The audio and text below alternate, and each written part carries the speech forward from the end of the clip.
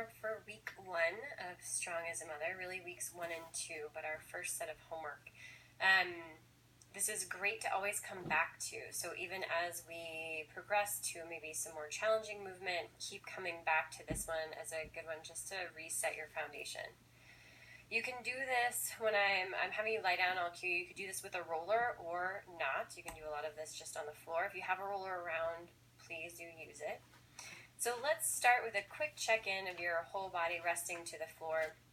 So lie down on your back, get the roller out of your way. Notice your shoulder blades, are they wide and flat? Or you feel the edges? Notice if your ribs are on or off the floor. Notice your pelvis, if you've got more weight on your tailbone, or maybe you feel more butt cheeks. Ideally it's the wide kind of butt cheeks in the pelvis. And then notice if your thighs are on or off the floor there. Go ahead and hop onto the roller if you have it. Make sure your head and tail have plenty of space. And in general, as soon as you get on that roller, start your rocking side to side. That gentle rocking, allowing your spine to get used to this new pressure on the roller, allowing that autopilot system that's finding your center of gravity to work, to be a little bit challenged on an unstable surface. And from here, essentially we're going to break down breath. We're going to open up the diaphragm and break down the breath. Let's come back to stillness in the center. Form that little triangle with your hands, fingertips together, thumbs together. Place your hands on your low belly. Take your breath in, and on your exhale, do the tuck of the tailbone. Scoop your belly in. The palms get heavy. The hip bones get wide. Inhale, and then on your exhale, tilt your pelvis in the other direction. Pubic bone reaches away. Palms get a little light. Inhale, exhale to tuck. Belly scoops wide and flat. You can feel under your hands there's a flattening sensation. Inhale to exhale to tilt. Pubic bone moves down toward the floor and away from your sternum. And continue like that, just remembering our rules. Every time you tuck the tailbone under, make sure you're not squeezing your butt or pushing your feet into the floor to cheat and get that action to happen. And then every time you tilt, make sure your low ribs are staying settled to the roller. That'll be challenging at first. Find your way back to neutral. Take one hand to your chest, one hand to your belly. Find a focused breath opening front to back. So the roller's marking the back of your body, the hands are marking your front. See if you can find space between the two. There's kind of an opening into the roller as well as into both hands, ideally. And then when you're ready, you're going to try a sideways breath. Take your hands to the low side ribs. Elbows can rest to the floor. Really get your palms around there. And take a nice opening focused breath sideways. See if you can start to feel the rib cage actually moving into your hands, opening sideways into your hands on both sides. If that's tricky, remember that image I love to use. It really does work if you've got a nose under your hands on each side, and it's like you were trying to breathe through that nose. See if that helps you kind of get out of your head and into your body without thinking too hard. And then next one, take one hand to your chest, towards your sternum, your collarbone, your neck. The other hand towards your pubic bone, and think length through the torso. Top to bottom, your breath starts in the middle and comes all the way up into that top hand, all the way down into the bottom hand. Notice if there's one part that it's tricky to get your breath into. And if there is a part that's a little tricky, feel free to just play and explore there. Trying to even it out without working too hard. Just play. Then take both hands to your low belly. In class, you've been experimenting with various sounds, but you take that focused three-dimensional breath in, front to back, side to side, top to bottom. And then on your exhale, you'll start playing with your sound, SH sound or HA sound. It's helpful to imagine you have a blowhole through the top of your head that you're trying to force that sound out of.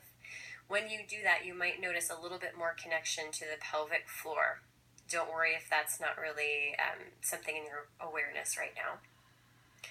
And maybe 3 times total with that SH sound or HA sound, or shh, feeling that little shrink wrapping that naturally happens, reflexively happens as you get to the end of your exhale.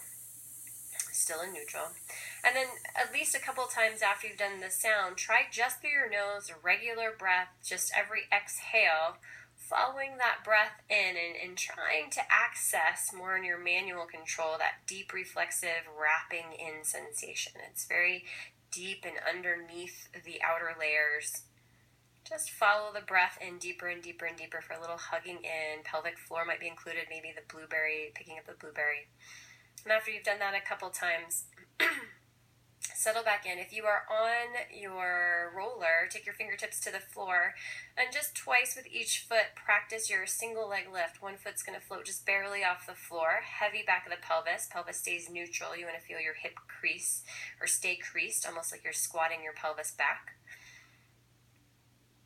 Make sure the low ribs stay pretty heavy, and use your exhale. If it's hard to connect to your deep belly and you're doing a lot with your neck and shoulders, first off, or your standing foot, make sure to use the exhale to float the foot off the floor and connect to that deep part. You could use your sound if you want, the SH or the HA.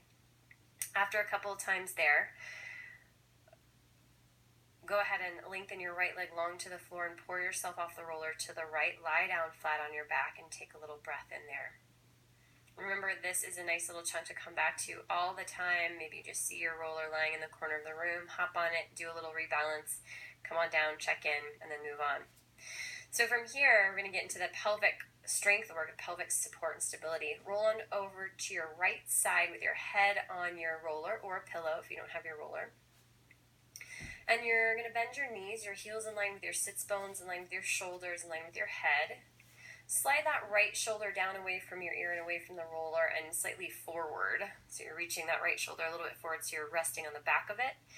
We're going to do that tilt, stack, and roll with your pelvis, kind of sticking your butt out a little bit. Stack the top hip over the bottom, lengthening the top hip far away from you so your waist lifts almost off the floor.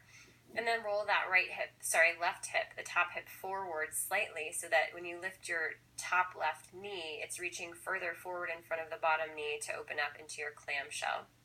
Your heels stay together, so let them settle in there.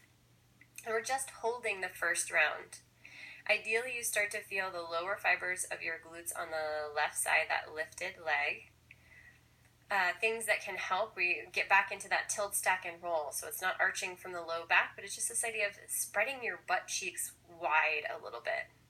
And then stacking your hips, it's like someone takes if I had my hand on your left hip and I was trying to pull it away from you, kind of out toward the wall or window that your feet are facing right now. And then rolling that top hip forward. And we are staying for an uncomfortably long period of time. Again, aiming for potentially a burning sensation in the lower fibers of glutes. Then you're going to close that clamshell and open it again and close and open. Nice and slow. Nothing else gets to move. You're really still that same burning sensation coming from those lower fibers of glutes on the left side. That's all that's really happening. If you are feeling your right leg or your bottom leg press heavy into the floor, see if you can stack more heavy into the right hip. So you feel the hip heavy, you don't have to press the right knee down. It also helps to slow the right, shrug the right shoulder down away from the ear more so you can stack the hips better. From there, take a break. Side leg lift. Take your right leg, the bottom leg, out in front of you. So knee out in front of your hip and bend that knee at 90 degrees. Stack your hips once again. The same idea of the tilt, stack, and roll. Can you find those wide butt cheeks? Can you find that length as if someone's grabbing your hip bone and pulling it down away from your ribs? Way away so that your bottom side waist is lifted. That lengthened leg is off the floor. It's essentially parallel to the floor or slightly lower if you need to lower it to help relax that IT band, the side of the thigh and the front of the thigh. Those quads. Sometimes it helps to soften the knee a little bit, but still feel that length and reach. And we're trying here to find a burning sensation, often in the upper outer glute area. So it's just like the whole leg is dangling from some really specific strong work from up there. Holding and hovering that tilt, stack, and roll the top hip forward just slightly to find it. It might take time to find it. Keep practicing. And then from here, you're going to lift up an inch and down an inch. And that inch is so tiny, and your waistline really will not change. You're reaching so long, and the inch is so tiny. Up an inch and down an inch. Keep that hip forward, that top hip forward slightly in the length. It's like I've got my hands on your top hip bone. I'm just pulling them away from you, lifting the bottom side waist. And then relax that back down. Pretty intense. Roll over onto your other side. We'll just crank right through here. So you're lying on your left side. Your ankles, hips, shoulders, head are all in line. still the support of the roller or a pillow under your head. Slide that left shoulder down away from your ears this time and reach that arm almost forward so that you end up, instead of directly on the side of your shoulder, you're slightly behind that.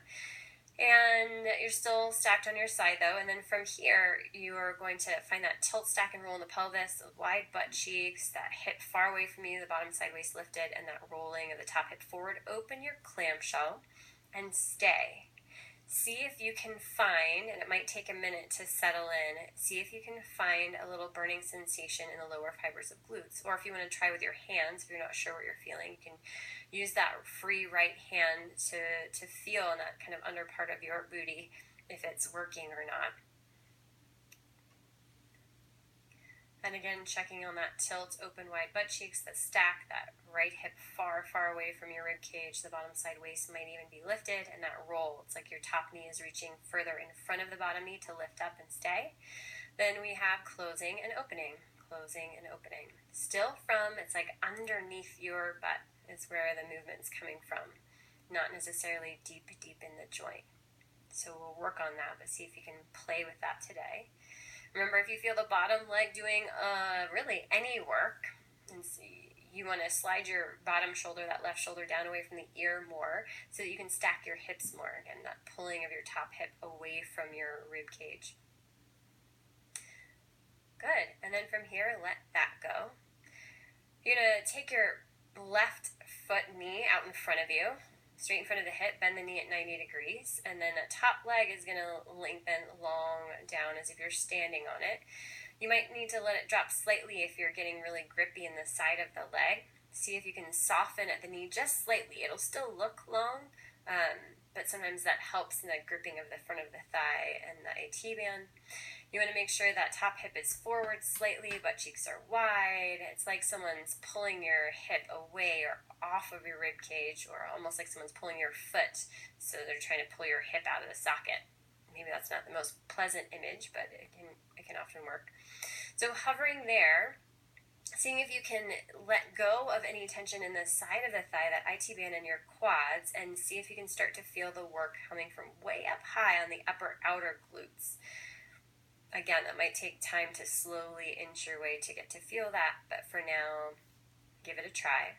And then we're going to do the up an inch, down an inch, up an inch, down an inch. It's so tiny, you want to feel like you're having to reach under something or reach further in order to be able to lift up and down.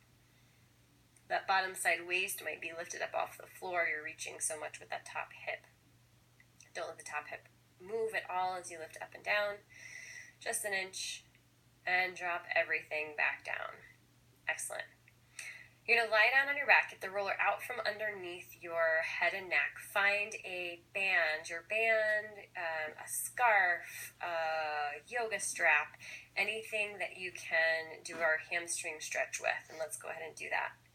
If you tend to lift your ribs up, if I'm constantly cueing you to lower your ribs down, you might want to go ahead and put a pillow or several pillows under your head and shoulders, like we often do in class, to bolster yourself so that your ribs can get down for this hamstring stretch. Feel free to do that. Loop the band or whatever you have around your right foot. Extend your right leg high to the ceiling, although some of you might not actually get straight up and down, and lengthen your left leg down long on the floor.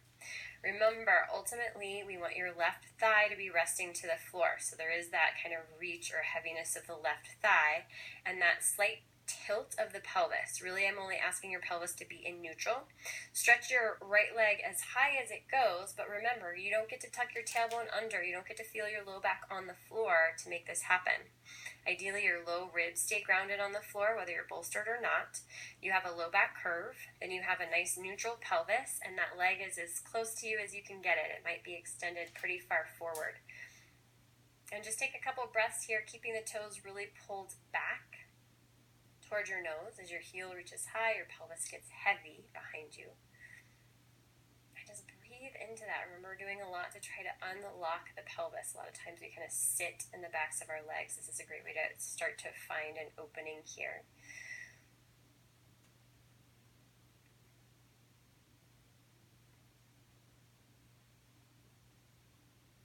And go ahead and let that go. And let's do the same thing on the other side. So loop the band around your left foot. You can lengthen that up toward the ceiling or wherever it is when your pelvis is in neutral. Lengthen your right leg long to the floor. See if you can feel at least a sense of trying to get that thigh to the floor. That you should find gets closer and closer as we unravel a bit, especially around the pelvis. The left leg is completely long. Resist the urge to bend the knee to get more height. Height doesn't matter. The placement is more important. The alignment is going to be more important here. So your low ribs are on the floor. You can start practicing breathing into those low ribs into the floor. You've got your gentle curve of your low back, small right above your pelvis, and then your pelvis is in neutral. Your pubic bone, your hip points are even. You almost feel like you're sticking your butt out a little bit here to get heavy in the sacrum as you try to get that left leg extending higher and higher while your right thigh stays grounded toward the floor. And just take some long, lovely breaths here. Finding a little space. In class, we often let the leg extend across the midline. If you ever want to add that in to this recording, feel free. Just make sure you do it on both sides, just for future reference.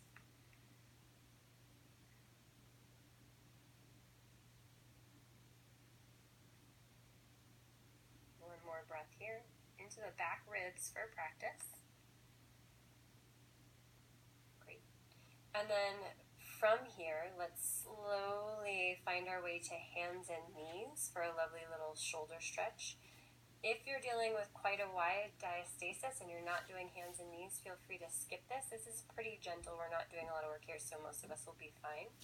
So come on to hands and knees and just practice those shoulder blade scapula push-ups that we were working on in class.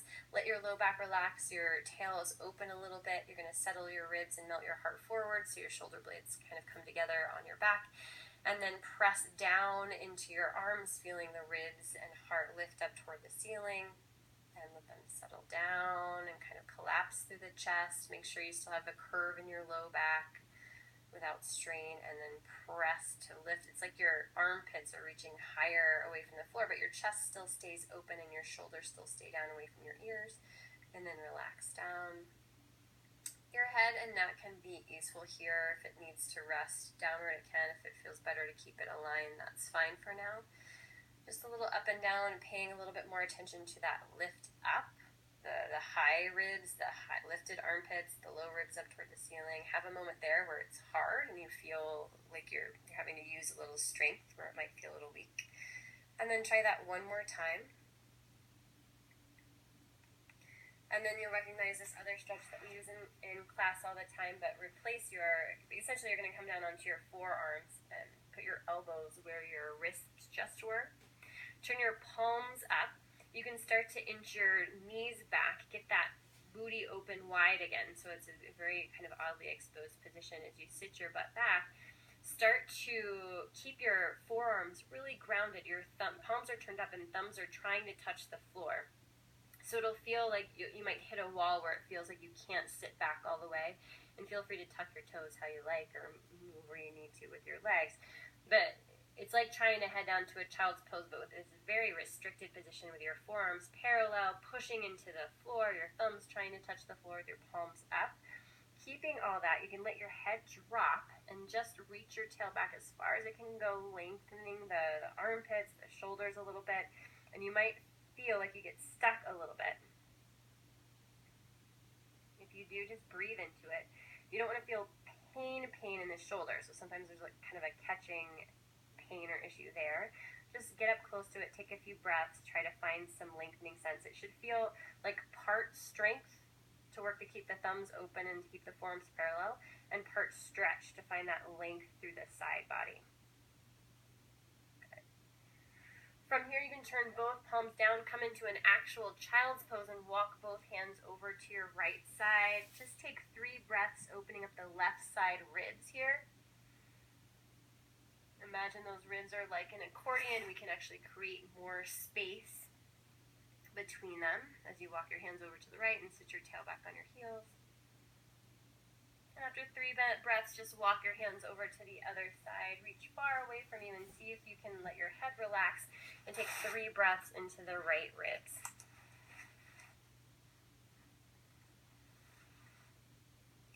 From here, you're gently going to make your way up to standing.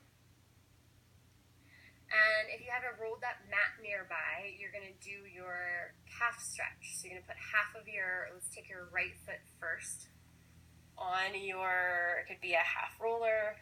More likely it's just a rolled up mat. Once your toes are on it, you'd step your left foot up and over.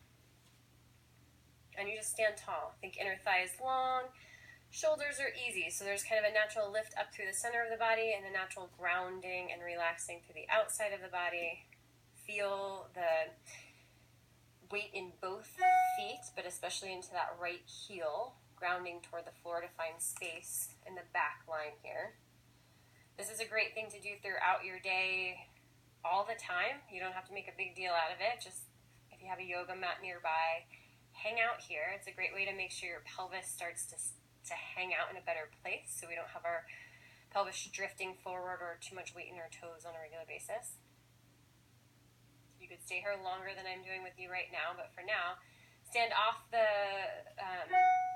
mat and switch sides. So left toes up, right foot steps over, if that's doable for you at this point. And just stand tall, settle in. Make sure your pelvis is not poking forward out in front of you. It's directly between your feet, nice and tall. Easy shoulders, lots of breath. Feel that left heel grounding toward the floor, the stretch in the left calf. And just hang out with that for a few more moments. We're almost done. Just squats to go. So if you're in a rush and need to take a break, you can always do your squats later. Anytime. You can do them several times a day. Good, then come off the roller, so that should help you get into your heels. All the work we've done so far should help you get into a decent position to squat. Let's just practice that. Your feet are fairly wide. Practice the stance you've been using in class. Sit your butt back. You feel a crease in your hips. Your weight goes into your heels. Sit back as low as you can. Pause there, and then press through the heels to come up, almost like you're trying to split your mat in two or split the floor in two. And then take it down, sit down for a moment, hang out there, and come on up. And sit down and hang out there. And come on up. If it ever feels, keep going. If it ever feels like you're having a hard time getting low, and you do have that rolled up mat nearby still, you could try getting into your squat with your heels up on the mat. Sometimes that helps just get a better crease. But if you feel any pressure in your knees, go back to being on the floor. Keep going. And really you're shooting for about 15 squats here. If they're feeling good, you could go for 20. And that's how you're going to round out your practice today. So go ahead and keep going if you're not there yet, but I'm going to stop the recording. You'll finish up. Make sure you can wiggle your toes. Make sure you're pressing wide, trying to feel the glutes here. If you want a little bonus points, you can always try a little Kegel on the way up. Pick up your blueberry. Reach down, grab your blueberry, pick it up as you come on up. See if you can get your core to support your low back here. And if you're having trouble doing squats without knee pain or without back pain, make sure to bring it up in class, and we'll work on that. All right, keep it up. And we'll see you in class.